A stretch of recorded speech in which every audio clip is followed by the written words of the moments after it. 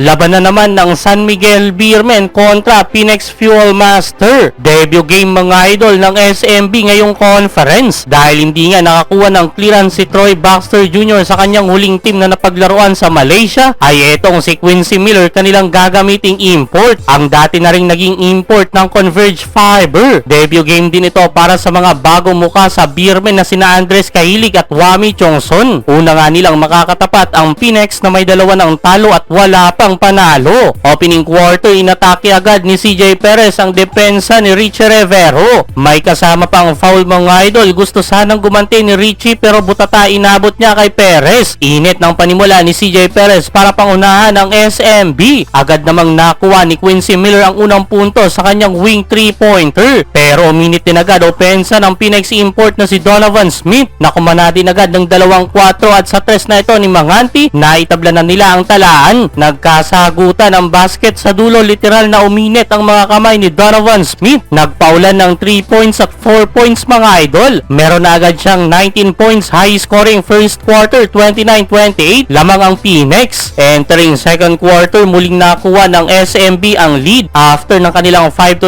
start na nanggaling kina Don Troliano at Jericho Cruz. 9 minutes nakuha na ni Wami Chongson kanyang unang punto sa San Miguel Beermen. Galing yan sa stop and pop 3-pointer. Pero sagutan lang dyan ang field goal ng dalawang team. Di masyadong nararamdaman ng SMB ang presensya ni Quincy Miller. Kinain lang ni Donovan Smith ang depensa ni Miller sa play na ito mga idol. Buti na lang daming nag-step up sa mga locals ng San Miguel. Kabilang na nga dyan sina Jericho Cruz at CJ Perez na nakanakaw pa ng buzzer beater 54-49 end of second quarter. Leading scorer sa SMB ang 18 points ni Perez kalaban sa Phoenix ang 24 points ni Donovan Smith. Entering third quarter di talaga makaporma si Quincy Miller sa higpit ng depensa ng Phoenix Fuel Master. Butata inabot kay Donovan Smith samantala eto ang import ng Phoenix. Patuloy ang pagpuntos na sumalampak na sa kanyang 200 slam dunk. Mahabang minutong naglaro ang SMB na walang import kaya naman dyan umabante ng bagya ang Phoenix. Uminit din sa opensa si Tyler Teo mga idol na pumakawala din ng ilang mga tres. Natapos ang third quarter na pangawakan nila ang siyam na puntos na kalamangan 80-71. Nakaka 6 points pa lang si Quincy Miller sa unang tatlong quarter mga idol. Pagpasok pa ng fourth quarter 7-2